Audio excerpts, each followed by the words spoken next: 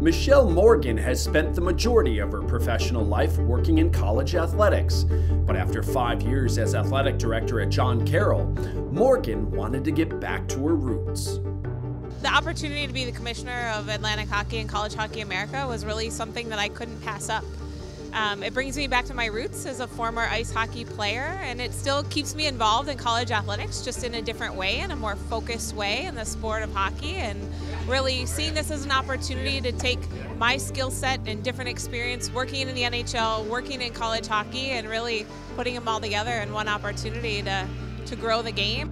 But one of her biggest challenges since taking over is changing the perception of both leagues. There's a lot of misperceptions out there about what our teams and league is, what we're doing and competing with, but also what's happening off the ice and in the communities and in the classroom. And so I think that that's an opportunity to course correct that narrative and then allow people to really see and learn so that they understand who we are.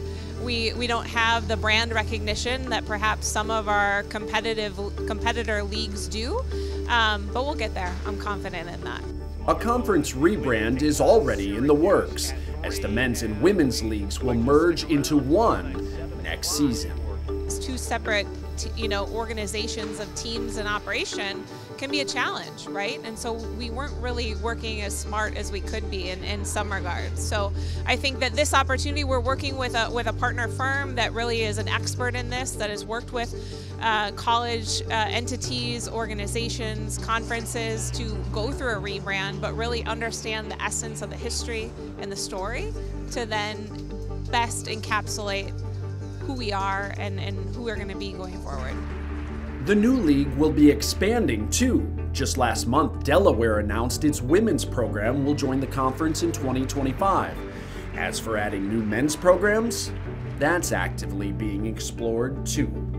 On the women's side, with 6 teams, soon to be 7, we really have to be conscious of our numbers, and we can't let that 8Q be at risk, right? And so how are we doing that? We're the smallest conference in numbers right now.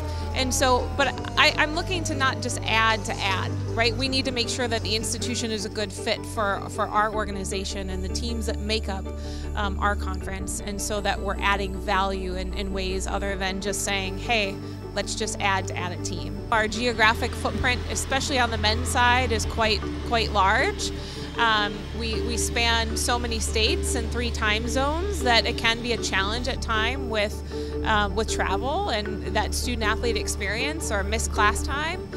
So those are all things that administrators have to take into consideration when they're looking at potential and prospective programs that can be added.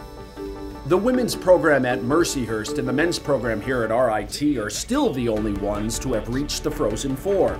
But the new commissioner believes this conference can consistently contend in the future.